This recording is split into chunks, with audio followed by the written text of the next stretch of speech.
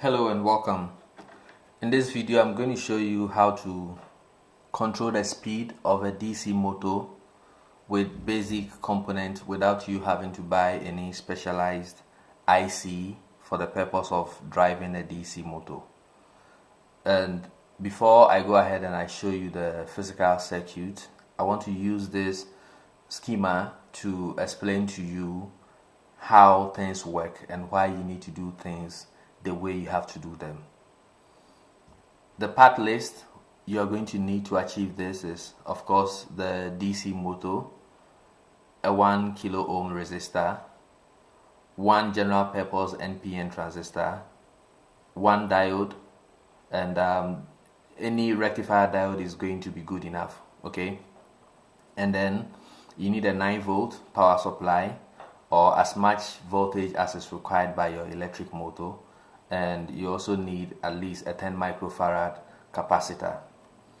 Now the arrangement of things as you see in the schema is as follows.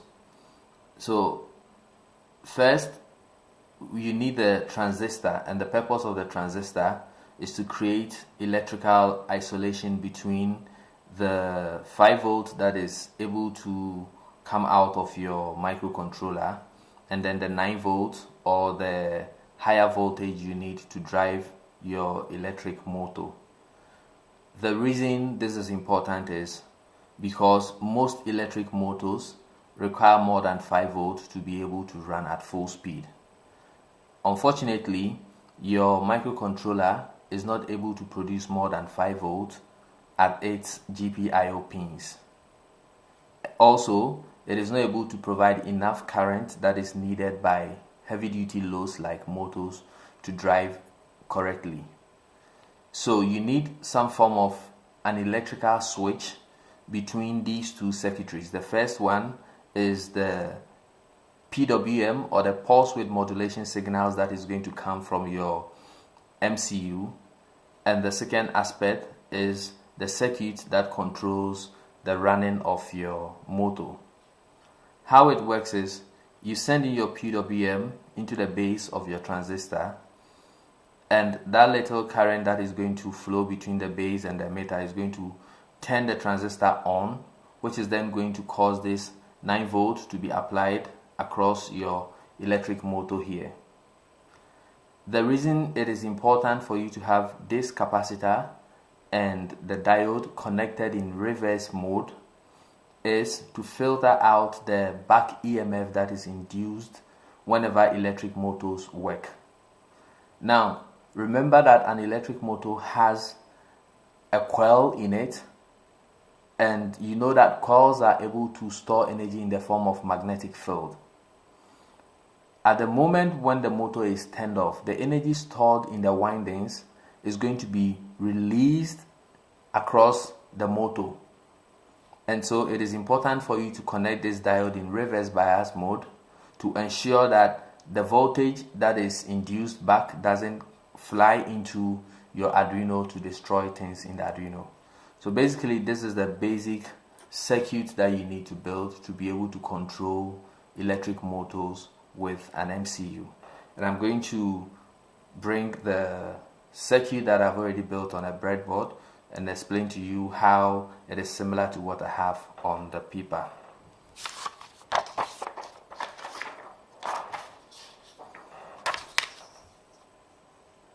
Okay.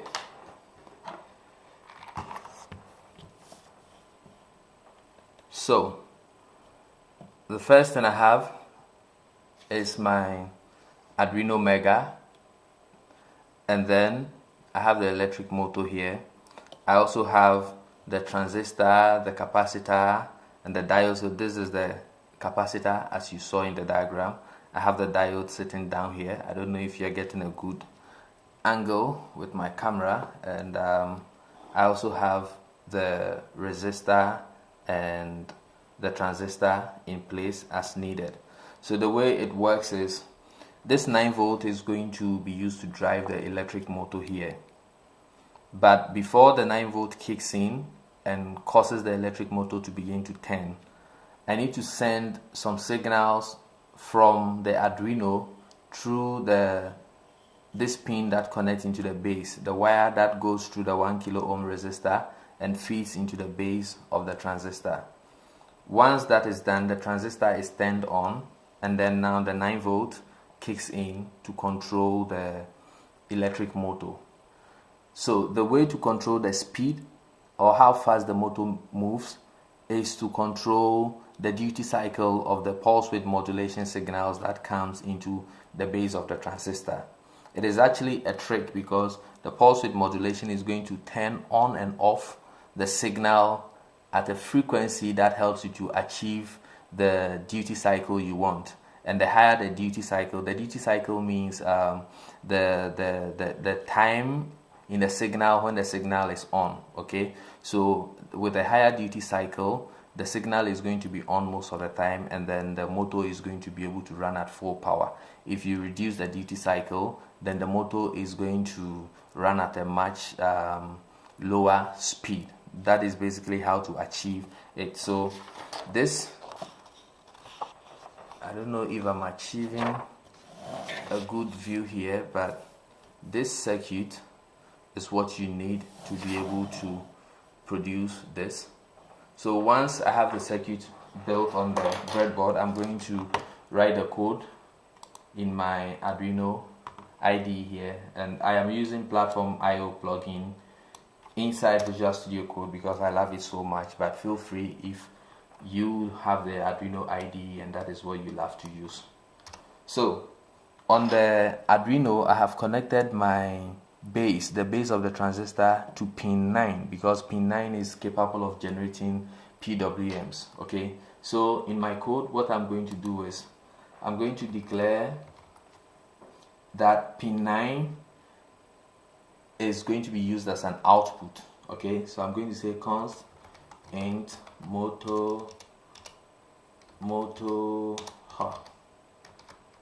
pin is equal to 9. So I have connected it to pin 9, and over here I'm going to set it as an output. So I say pin mode motor pin is an output. This is basically what you need to do to initialize it as an output.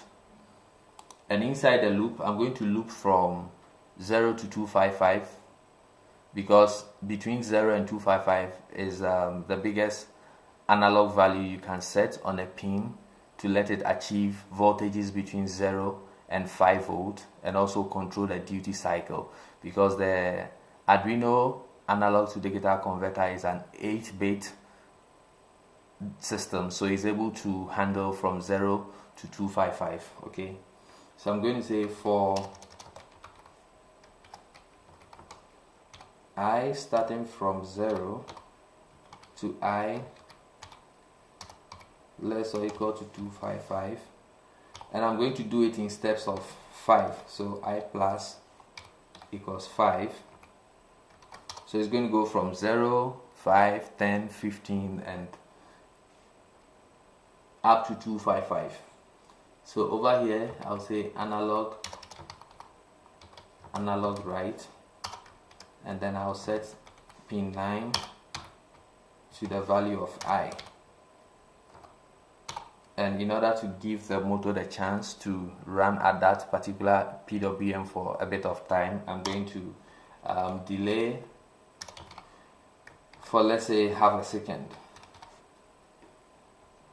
And this, I think, is all I need to be able to generate PWM signals that varies between 0 and 255 to turn on the transistor at a rate that causes the motor speed to change. Okay, so to begin, I'm going to disconnect the power from my battery, and then I will load the code onto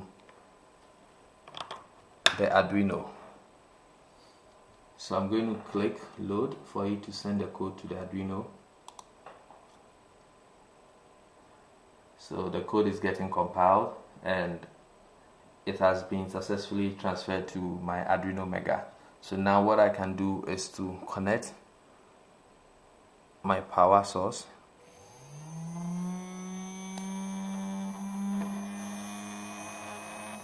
And you can see that the motor turns on based on the speed that is set for it to run over here. So basically that is it. And because it's a loop, it starts from 0 and it increases up to 255. It waits half a second every time the PWM duty cycle changes to give the motor the chance to run at that speed for a bit. And then it goes back to 0. So after a while you see that the motor will stop running. In order for you to see the change in speed, I'm going to put this fan, and you can see that the speed kicks in and increases over time, and once it hits 255, the end of the loop is reached, so it will come back to 0 and begin to run again. So let's give it some time. You see it coming down to 0.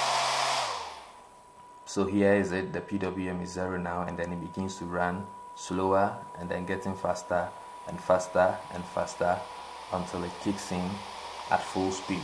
So this is how you are able to control the speed of a DC motor using the basic components that I showed. If you have any questions, you can leave them in the comments and I'm going to answer them. So thank you for watching, and I hope to see you in another video.